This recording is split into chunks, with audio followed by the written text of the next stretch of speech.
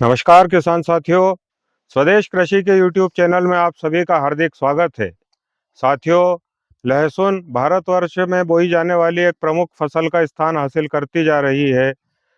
तब हमें यह जानना आवश्यक है कि इस फसल की अलग-अलग अवस्थाओं में हमें किन बातों का ख्याल रखना चाहिए।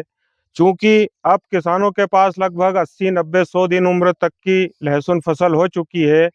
तब इस अवस्था में किसान लोगों को क्या गतिविधियां अपनानी चाहिए जिससे कि वह उत्पादन में बढ़ोतरी प्राप्त कर सकें। इस बारे में जानकारी देने के लिए हमारे साथ विशेषज्ञ डॉक्टर जैनेंद्र कुमार कनौजिया जी उपस्थित हैं।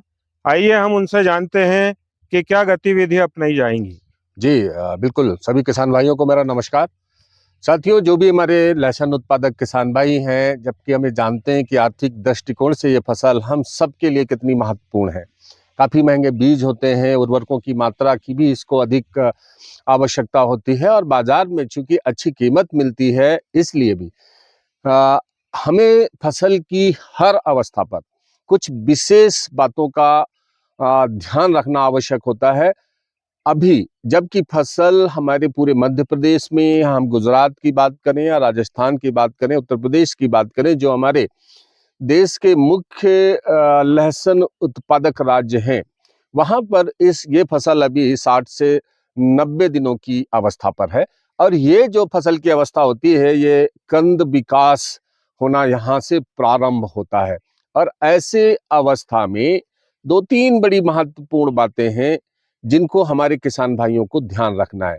पहली महत्वपूर्ण बात यह है पोषण प्रबंधन। फसल की अलग अलग अवस्थाओं में अलग अलग पोषण की आवश्यकता होती है और लहसुन फसल में विशेष तौर पर फसल की इस अवस्था पर पोटास, बोरान और कैल्शियम, ये तीन ऐसे पोषक तत्व हैं जो इस फसल में उपयोग में लाए जाने चाहिए। और इनके उपयोग से न केवल फसल को मजबूती मिलती है, कंद के आकार में सुडौल कंद बनता है, उसके वजन में बढ़ोतरी होती है, उसका जो कॉम्पैक्टनेस है, जिसके आधार पर हमारे किसान भाई ये तय करते हैं कि इसकी भंडारण की क्षमता कैसी होगी, उस पर ये अपना प्रभाव छोड़ते हैं। अब हम बात करते हैं कि इन पोषक तत्वों का जो उपयोग है वो किस तरीके से हमारे किसान भाइयों को इस अवस्था पर करना है।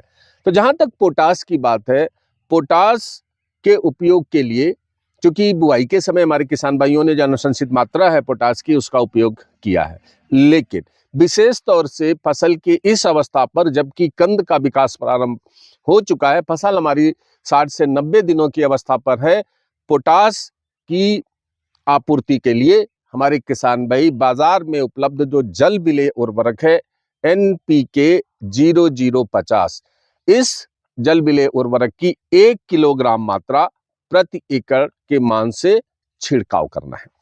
अब दूसरा जो पोषक तत्व है वो है बोरान। बोरान मुख्य रूप से पौधे के बाहरी आवरण को मजबूती देता है, जिससे फसल में लगने वाले जो रोग व कीट हैं उनके प्रकोप से हमारी फसल सुरक्षित रहती है। बोरान के रूप में जो बाजार में उपलब्ध बोरान है, इसकी 400 ग्राम मात्रा प्रति एकड़ हमें छिड़काव के रूप में उपयोग करनी है। तीसरा जो हमने पोषक तत्व आपको बताया वो है कैल्शियम। किसान भाइयों, फसल की इस अवस्था में अभी कुछ वानस्पतिक वृद्धि भी, बल्ब मतलब निर्माण के साथ साथ फसल की वानस्पतिक वृद्धि को भी हमें ध्यान में रखना है। तो बाजार में कैल्शियम नाइट्रेट की उपलब्धता है।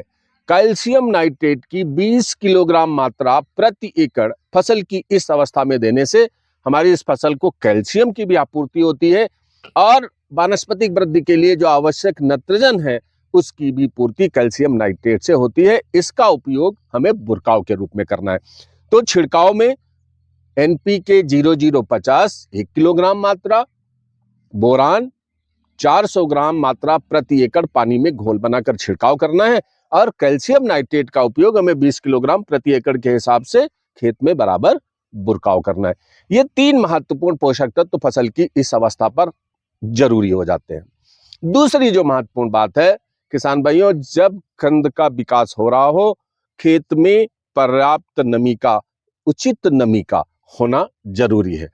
हमें अब ये ध्यान देना है कि नमी को हम किस अंतराल पर, मतलब सिंचाई किस अंतराल पर दें, ये तो निर्भर करता है हम किस विधि से अपनी फसल की सिंचाई कर रहे हैं और मौसम में तापमान की क्या स्थिति है। मौसम में यदि तापमान में बढ़ोतरी होती है तो फसल की सिंचाई हम 8 से 10 दिनों के अंतराल पर करेंगे, और यदि मौसम सामान्य है, तापमान सामान्य है, तो हम 10 से 12 दिनों की अंतराल से लहसुन फसल की इस अवस्था पर हम सिंचाई करेंगे, जिससे उचित नमी खेत में बनी रहे और कंद का विकास में किसी भी प्रकार से जो पानी की कमी है वो बाधक ना बने। तो ये दूसरी बड़ी महत्वपूर्ण बात है।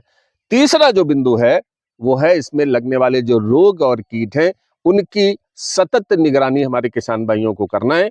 फसल की इस अवस्था पर खासतौर से पर्पल ब्लाच एक बीमारी है जो फफूंद जनित बीमारी है, जिसमें कि पत्तियों पर लंबे लंबे चकत्ते और धब्बे बनते हैं, पत्तियां सूखने लगती हैं, फसल कमजोर हो जाती है। यदि इस रोग के लक्षण दिखाई देते हैं तो हमें फफूंदनाशक दवाइयों का उपयोग करना है, और इसके लिए बाजार में उपलब्ध कार्बेंडाजिम प्लस मैनकोजेब जिसकी 400 ग्राम मात्रा प्रति एकड़, अथवा थायोफिनेट मिथाइल 70% WP जिसकी 400 ग्राम मात्रा प्रति एकड़, इनमें से दो में से किसी भी एक दवा का छिड़काव हम कर सकते हैं।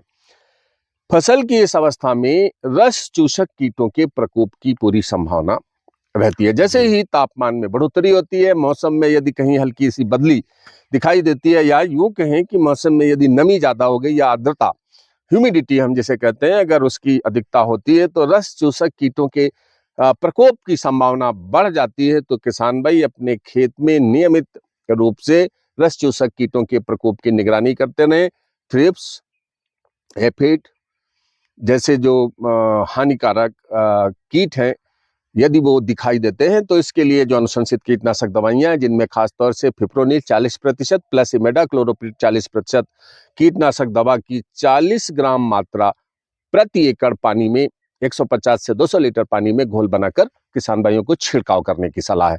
तो ये तीन बड़ी महत्वपूर्ण बातें हैं किसान भाइयों। जबकि हमारी फसल 60 से 90 दिनों की अवस्था में है, कंद विकास की अवस्था में है, हमें इन बातों पर खास तौर से ध्यान रखना है। यदि हम इन बातों का अनुसरण करते हैं तो बेशक किसान भाइयों न केवल लहसुन फसल के उत्पादन में वृद्धि की पूरी संभावना है, बल्कि जो उसकी गुणवत्ता है, उसके जो भंडारण की क्षमता है, उसमें भी वृद्धि की पूरी संभावनाएं हैं। किसान भाइयों, आज के एपिसोड में बस इतना ही। मिलते हैं अगले एपिसोड में किसी नए विषय पर लहसुन के संबंध में चर्चा के लिए।